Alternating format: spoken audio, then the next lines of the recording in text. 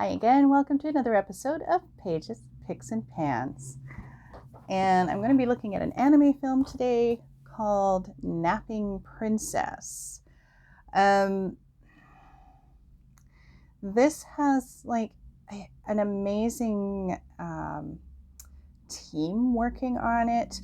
They have the director of Ghost in the Shell and Eden of the East, and it's a strange film. I'm not gonna, I don't know where to start with it. I found it hard at times to follow because it jumps back and forth between the real world and the dream world. And in the dream world, there's magic and there's, it's a kingdom and there's a beast that has like shades of Gojira attacking their little portside city. And in reality, she has grown up without a mother, pretty much, and her dad works hard as a mechanic, but then it becomes pretty clear that there may be some sort of corporate espionage going on, some sort of intellectual property being stolen. It's very adult and complex, and her way of sort of dealing with this is to fall into this deep sleep all the time. And she's in like high school, it seems, maybe even her last year of high school. And so she's, trying to study and learn and all of this, and she keeps getting distracted and pulled into all of these strange shenanigans. And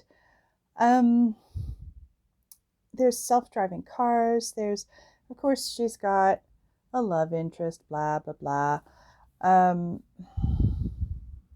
There's a lot about this film it made me sad at the end. Like I got very teary. Not in a bad way. There was some real weirdness going on towards the end. This kind of final battle in the dream world that is also clearly affecting the real world. There's aspects of shared dreaming and lucid dreaming, and just there's a lot of places where you have to really suspend your disbelief, and that's probably true of most anime, but I found this one almost jarring in places because I had like being yanked in or out of one of the worlds, sometimes very quickly with a scene. Um, but overall, it's quite a lovely little story. Like I said, I teared up at the end.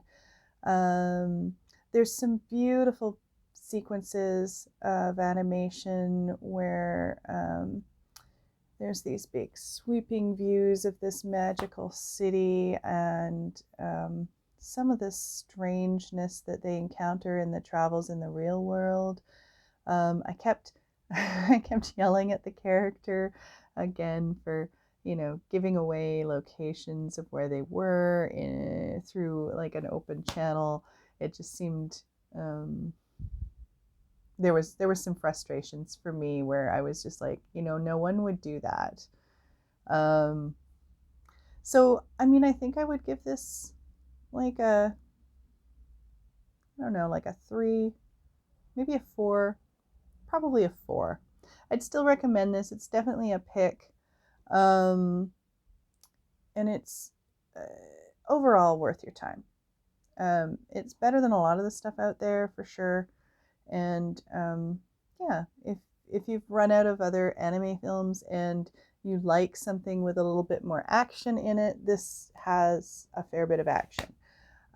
It is probably suitable for most ages. Maybe very young children would get bored.